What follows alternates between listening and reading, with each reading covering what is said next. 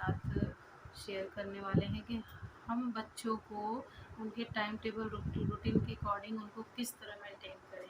So most important है ये subject कि काफ़ी पेरेंट्स परेशान रहते हैं कि हम अपने बच्चों को किस तरह ट्रीट करें कि हमारा बच्चा हर एक वर्क अपना टाइम टू टाइम करता रहे।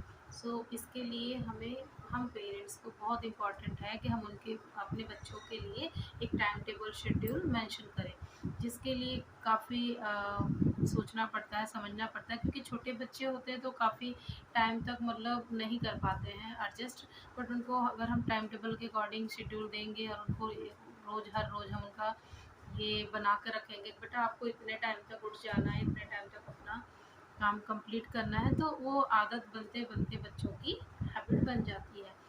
आज हम इसी टॉपिक पे फ्रेंड्स आप सबके लिए एक मोटिवेशनल वीडियो लेके आए हैं। तो ये है 5th से लेके 8th क्लास तक के बच्चों का time table schedule. First of तो हमें अपने बच्चों के लिए जो होती है 5 टिप्स, वो काफ़ी इम्पॉर्टेंट होती है, जिसके बारे में आज हम जानेंगे कि बच्चे अपने टाइम टेबल की शेड्यूल के अकॉर्डिंग किस तरह काम मेंशन करें। फर्स्ट ऑफ तो है कि हमें अपने बच्चों को सुबह मॉर्निंग टाइम में कितने बजे उठा देना है।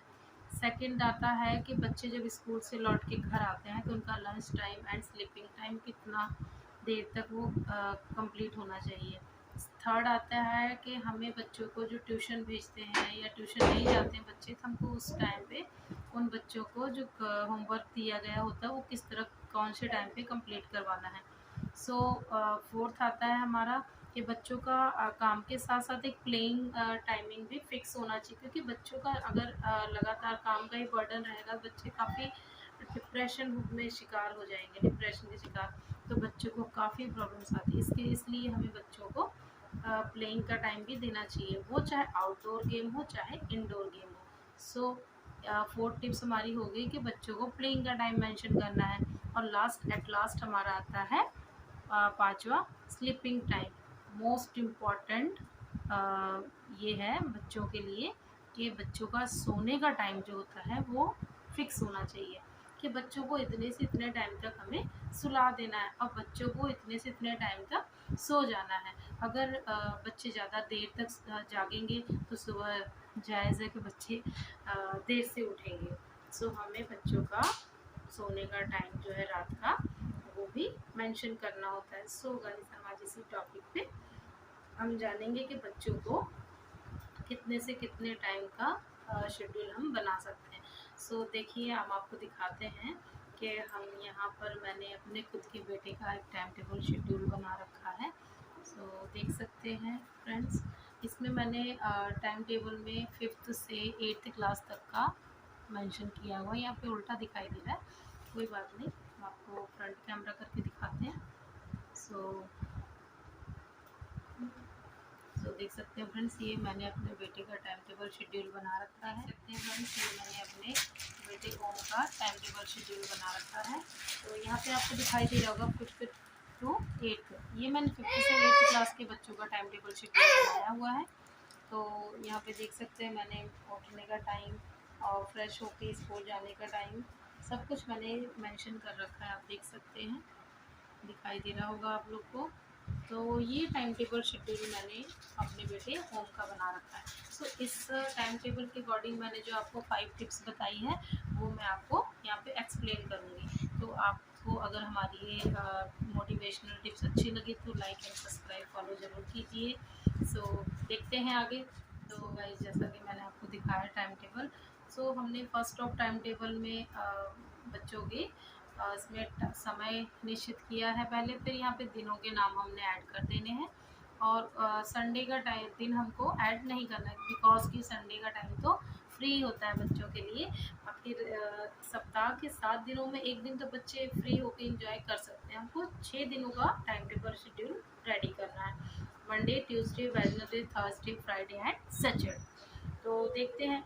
हमने यहाँ पे रखा है मैंने अपने बेटे का 5 बजे सुबह उठना है, बैकअप एंड मेडिटेशन और स्टडी।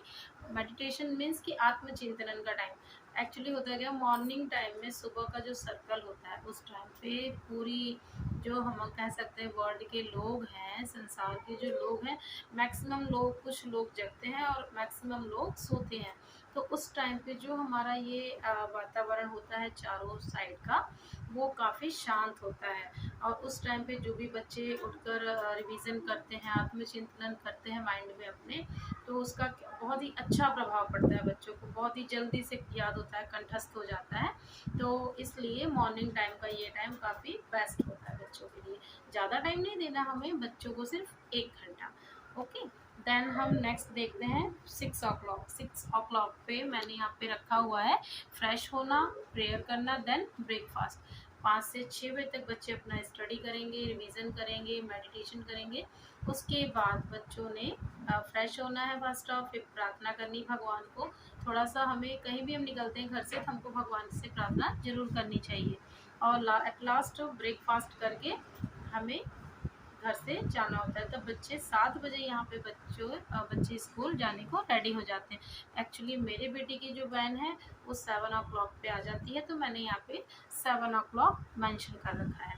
तो सेकंड आता है कि बच्चों का ये तो हमारी होगी फर्स्ट टिप, जो हमने आपको बोला सुबह उठने का टाइम, ये बच्चों का फिक्स होना चाहिए। आप अपने रिगार्डिंग आप इसको ऐड कर सकते हैं। सेकंड टिप्स आती है बच्चों को स्कूल से आने का टाइम, कम एट होम। तो बच्चे जब स्कूल से आते हैं तो उनके आने के बाद 1:30 पे मेरा बेटा स्कूल से घर आ जाता है। तो हमें क्या करना है कि उसके आने के बाद उसको थोड़ी देर रिलैक्स फील करवाना है। पंखे के नीचे बैठ जाते हैं बच्चे, थोड़े रिलैक्स फील करते हैं। फिर जब उनको थोड़ी सी मतलब थकान दूर होती है, तब उनको फ्रेश होना है। फ्रेश होने के बाद वो हाथ पैर हैंड वॉश करके आते हैं। फिर उनको लंच वगैरह करा दीजिए आप। फिर मैक्सिमम 2 बजे तक बच्चों को सुला दीजिए। 2 से 3:30 तक बच्चे रेस्ट ले लेंगे।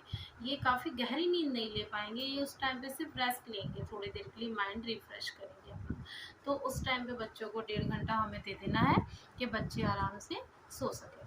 और उनको जब सो के उठते हैं, अगर आपके बच्चे, थर्ड टिप्स आती है, अगर आपके बच्चे ट्यूशन जाते हैं या नहीं भी जाते, तो जो उनको स्कूल का होमवर्क मिला है वो कैसे कंप्लीट कराएं। तो यहाँ पे जब बच्चे सो के उठते हैं तो थोड़ा बहुत उनको कुछ स्नैक्स वगैरह दे दीजिए, अगर खा लेते हैं तो उसके बाद आप उनको, जो ट्यूशन जाते हैं तो बच्चे ट्यूशन जाएंगे और ट्यूशन से रिटर्न आ जाएंगे, तो उनका रिवीजन भी हो जाएगा, होमवर्क भी हो जाएगा और वो अपना काम भी कर लेंगे। और जो बच्चे ट्यूशन नहीं जाते हैं, सो अपने घर पे बैठ के जो उनको स्कूल का वर्क मिला है उसको रिवाइज करें और उसको कंप्लीट करें।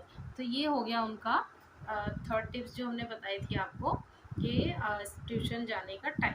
तो बच्चे 3:30 से उठ जाते हैं, 4 बजे से 5:30 तक ट्यूशन गए, उन्होंने अपना काम कंप्लीट किया, जिन जो नहीं जाते हैं। फिर जब वो 5:30 बजे आते हैं, तो देखिए मैंने यहाँ पे 5:30 से 6 बजे अपने बेटे का टाइम टेबल मैचिंग कर रखा है प्लेइंग का।